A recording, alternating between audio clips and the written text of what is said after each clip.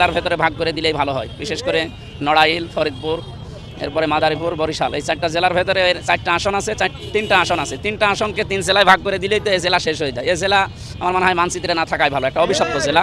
এই অভিশপ্ত জেলাকে বাংলার মানচিত্র থেকে মুছে 63 জেলায় বাংলাদেশ করা হোক। গতকাল গোপালগঞ্জে এনসিপির দেশব্যাপী যে কর্মসূচি তারা সফর করে বেড়াচ্ছে, সেই সফরের অংশ হিসাবে গোপালগঞ্জে তাদের একটি সমাবেশ ছিল।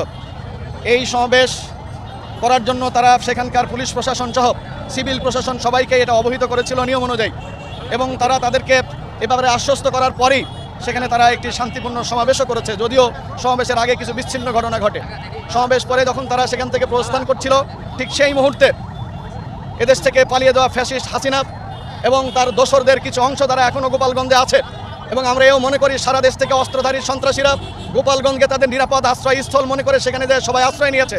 এই সকল অস্ত্রধারী সন্ত্রাসীরা আমাদের প্রাণপ্রিয় সন্তানদের প্রতি, জুলাই যোদ্ধাদের প্রতি অতর্কিত হামলা চালিয়ে তাদের 4 জনকে সেখানেই নিহত করে এবং অসংখ্যকে আহত করে। সেখানে একটি রক্তাক্ত ঘটনা, যা নজিরবিহীন ইতিহাসে।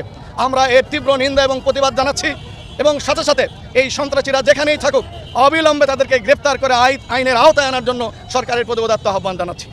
সংগ্রামী সাথী ও বন্ধুগণ, সাথে সাথে কথাও বলতে চাই যে এই সন্ত্রাসীরা শুধু গোপালগঞ্জে নয়, সারা বাংলাদেশের অনেক জায়গায় তারা আছে, সব জায়গায় আছে।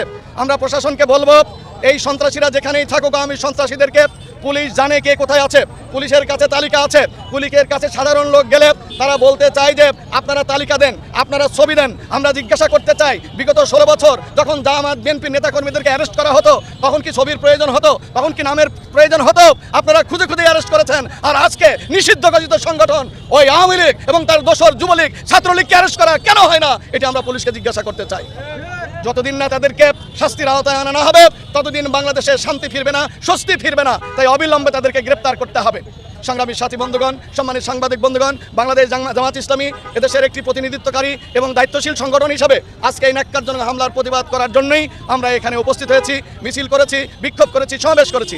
আপনাদের মাধ্যমে জাতিকে আমরা জানাতে চাই, এই অন্যায়ের প্রতিবাদ আমরা অতীতেও করেছি, আজকে করলাম, এবং যতদিন এদেশে অন্যায় থাকবে সকল অন্যায়ের আমরা প্রতিবাদ করতে